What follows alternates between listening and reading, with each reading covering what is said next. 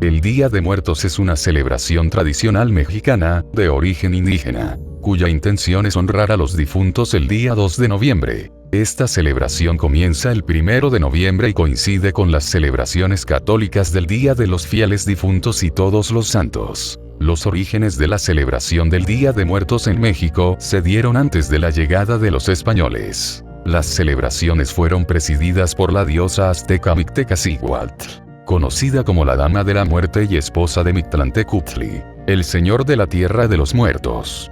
Eran dedicadas a los niños y seres queridos fallecidos. Se dice que ese día a los muertos se comunicaban con sus seres queridos quienes seguían en este mundo. En estas fechas, en el interior de México, la gente visita las tumbas de sus familiares y las decoran con cirios y flores. En sus hogares, erigen pequeños altares, donde colocan fotos de sus familiares difuntos rodeadas de velas y flores. También suelen poner la música favorita de los seres queridos que han fallecido, y colocar sobre dicho altar su comida preferida. En el 2008 la UNESCO declaró la festividad como Patrimonio Cultural Inmaterial de la Humanidad. En esta ocasión hablaremos sobre algunas leyendas populares relacionadas con el Día de Muertos.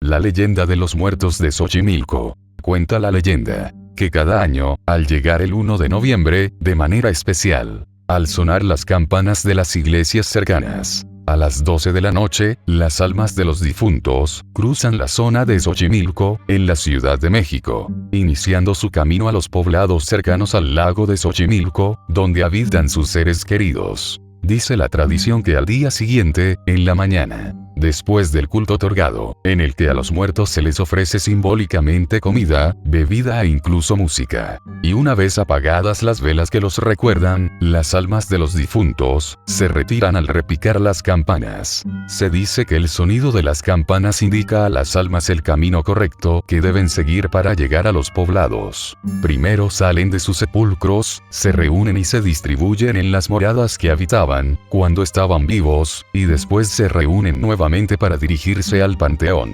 Actualmente en Xochimilco, se realizan diversas actividades en el Día de los Muertos, a los que puedes asistir.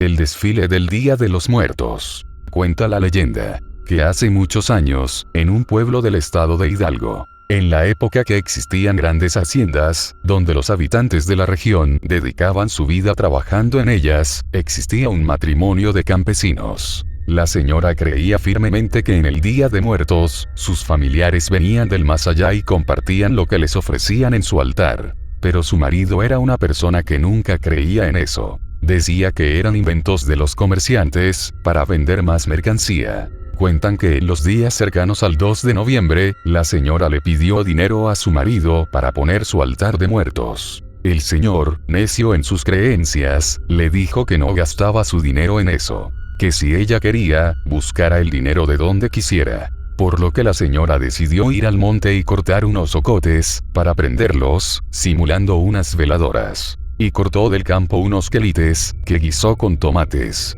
La señora colocó su altar y se fue a dormir. Pero el señor, ya harto de la duda, prefirió espiar para ver si era verdad que sus parientes llegarían del más allá. Al llegar la noche, después de estar espiando por la ventana un buen rato, vio y escuchó que las calles se iluminaban y que venía mucha gente, como si fuera una procesión de personas que nunca había visto.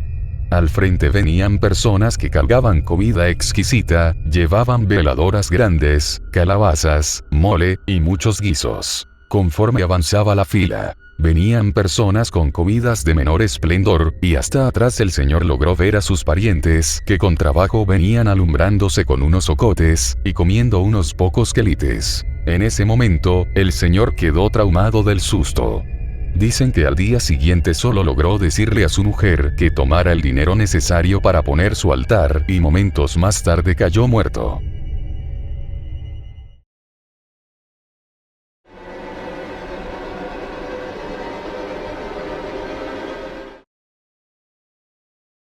La leyenda del niño oculto.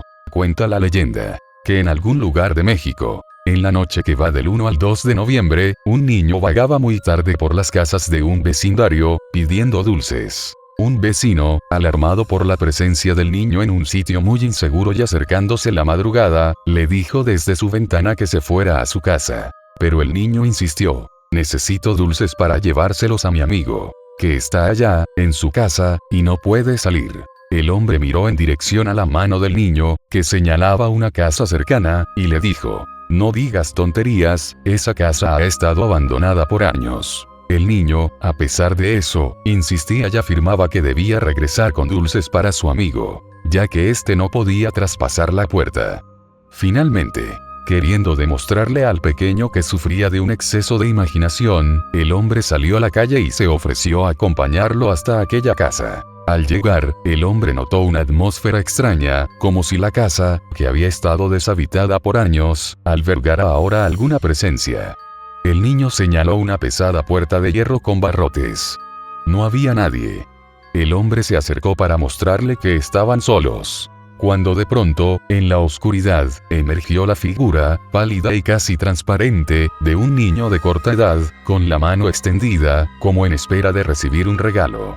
El hombre al verlo casi muere del susto. En ese momento, regresó corriendo a su casa, cerró la puerta y pasó el resto de la noche temblando de miedo. A la mañana siguiente, fue a contar lo sucedido a una mujer anciana, que en el pueblo era considerada experta en cuestiones esotéricas. Sin sorprenderse, la anciana comentó: de modo que Miguelito ha vuelto. Y relató al hombre la siguiente historia. Hace muchos años una mujer dio a luz a un niño fuera del matrimonio. El muchacho, que había traicionado su afecto, había huido lejos del pueblo y los esfuerzos por encontrarlo y obligarlo a tomar responsabilidad por lo ocurrido no tuvieron resultados. El padre de la joven no quería que su hija fuera la burla de la sociedad, de modo que ocultó al recién nacido, al que llamaron Miguel, en una habitación en el fondo de la casa y prohibió a la familia que revelara el secreto. El niño creció allí, cuidado por su madre, pero solitario y callado.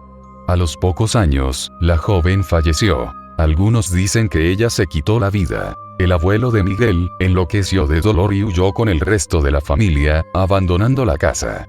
Sin embargo, por increíble y cruel que parezca, dejaron solo a Miguel, que no tendría más que unos 5 o 6 años.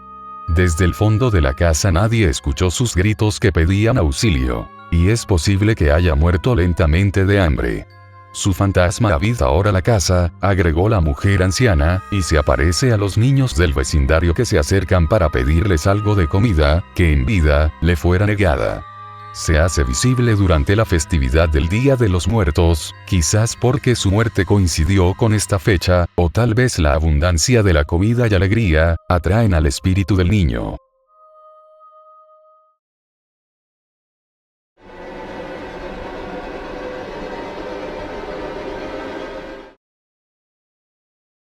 La leyenda de las almas del Día de Muertos. En el mes de noviembre en el que todos recordamos a nuestros fieles difuntos. Hace mucho tiempo, en el municipio de Tecozautla, del estado de Hidalgo, justo a la medianoche se escuchaban los funestos sonidos de las campanas de la parroquia de Santiago Apóstol, preparando la salida de las almas que empezaban a despertar de su oscuro letargo. Don Carlos, un señor de edad madura, había salido al pueblo a vender leña para poder comprar veladoras, pan, vino, y algunas otras cosas que le faltaban para terminar de adornar la ofrenda para sus difuntos. Mientras en su casa, su esposa colocaba al pie de la ofrenda la medalla de oro que don Carlos ponía todos los años en la ofrenda y que había pertenecido a su tatarabuelo, el cual había pasado de generación en generación hasta llegar a las manos de don Carlos. Se dice que don Carlos, después de vender su leña, se metió en una taberna a gastarse el dinero que había ganado. Con unas copas encima decidió regresar a su casa, cuando fue sorprendido por los funestos sonidos de las campanas de la parroquia, que anunciaban las 12 de la noche. En el camino, dentro de la oscuridad de la noche, don Carlos descubrió un grupo de gente que caminaba con rumbo opuesto. Se dio cuenta que en sus manos llevaban comida, fruta, pan, agua y bebidas embriagantes. y que atrás de ellos una persona que vestía elegantemente, llevaba consigo la medalla de oro que había pertenecido a su tatarabuelo. Don Carlos les gritó: «Espérenme, esa medalla que lleva el señor de atrás, me pertenece». Las personas se fueron alejando sin hacerle caso, pero don Carlos insistió: «Oiga señor, esa medalla que lleva puesta es mía». Repentinamente el señor que vestía elegante volteó a mirarlo, el bombín que llevaba puesto oscurecía su rostro llenándolo de misterio, por lo que don Carlos no pudo reconocerlo. Un relámpago deslumbrante y ensordecedor iluminó el rostro de aquel hombre dejando ver en él solo huesos. Un frío intenso recorrió el cuerpo de don Carlos, mientras que el hombre con voz misteriosa le decía: «Vete a tu casa, aún no es tu hora». Desconcertado por lo ocurrido, don Carlos regresó a su casa. Pero ¿cuál fue su sorpresa? La medalla de oro que llevaba aquel hombre, permanecía al pie de la ofrenda que don Carlos había hecho para su tatarabuelo.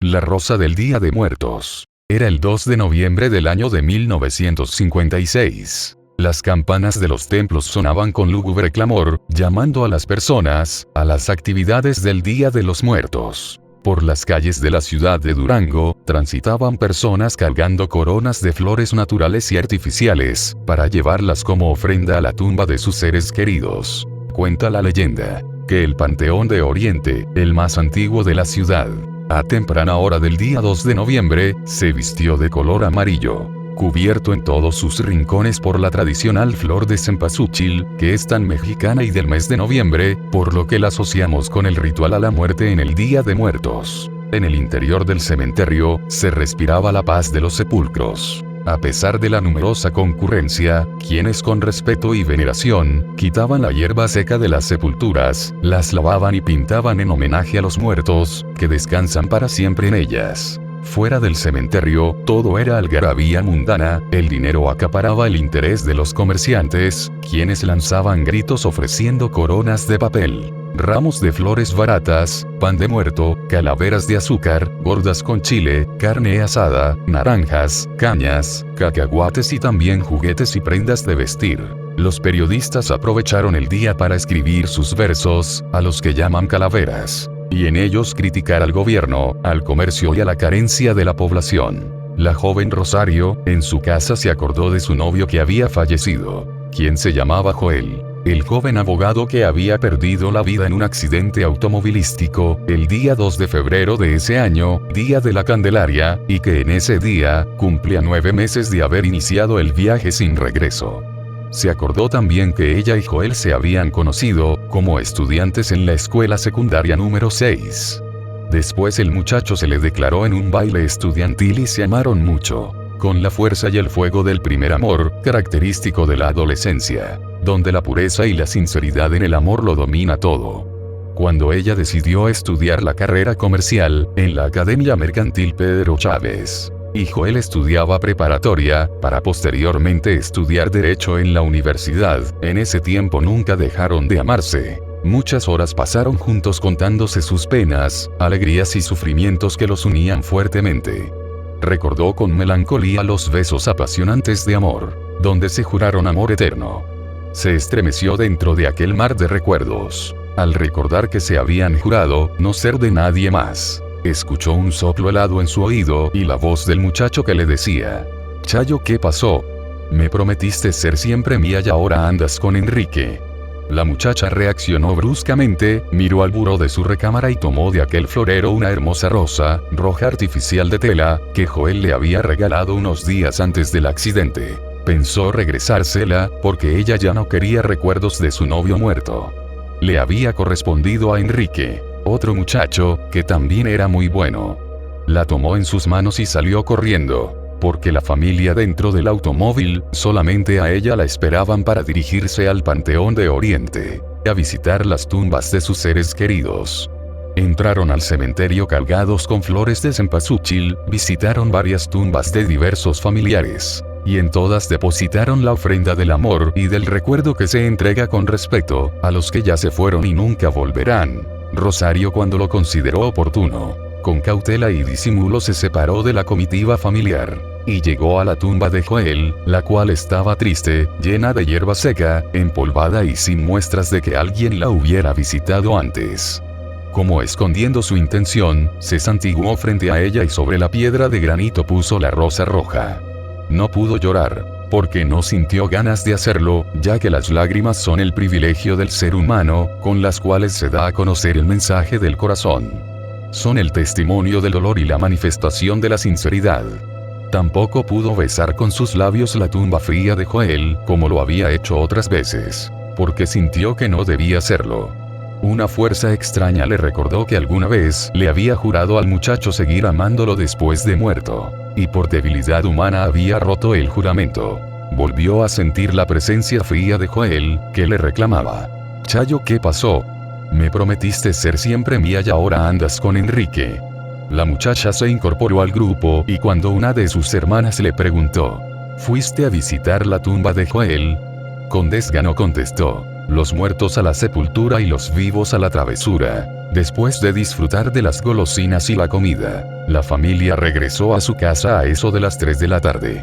Como habían comido en la calle, no hubo comida formal en casa, y cada quien se fue a su recámara a descansar.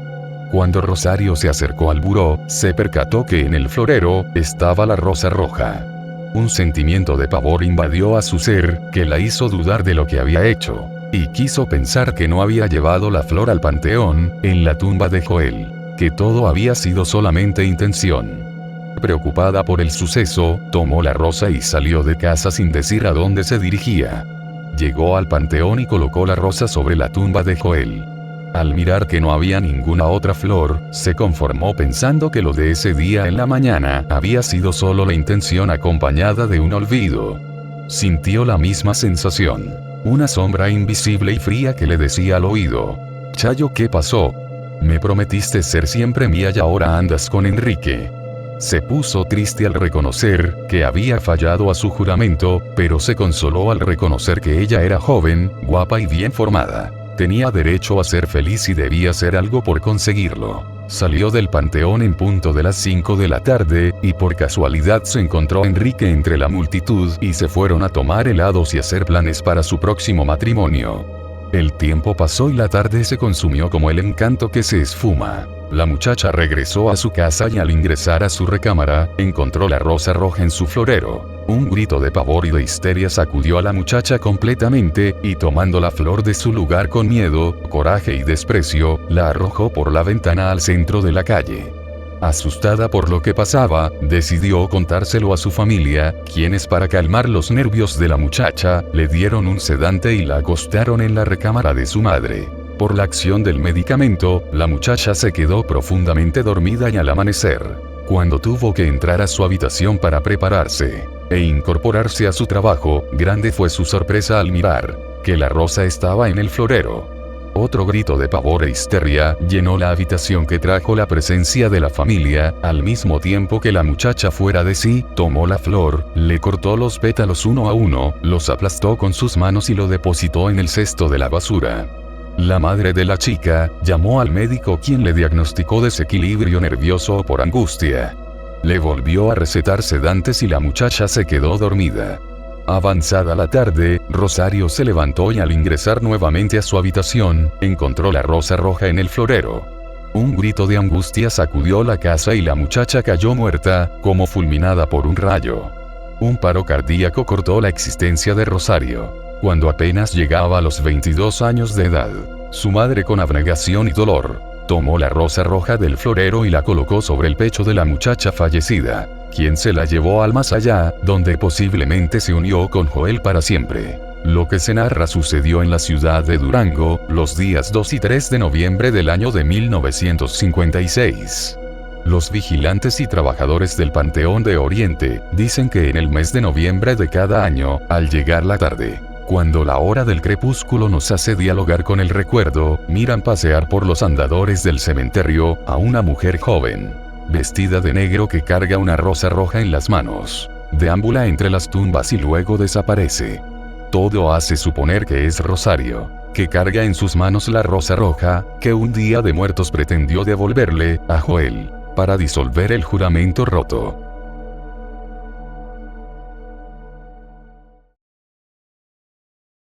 Suscríbete para ver más videos como este. Cualquier sugerencia déjalo en los comentarios. Activa las notificaciones en la campanilla, para no perderte nada de este canal. Gracias por ver este video. Hasta la próxima.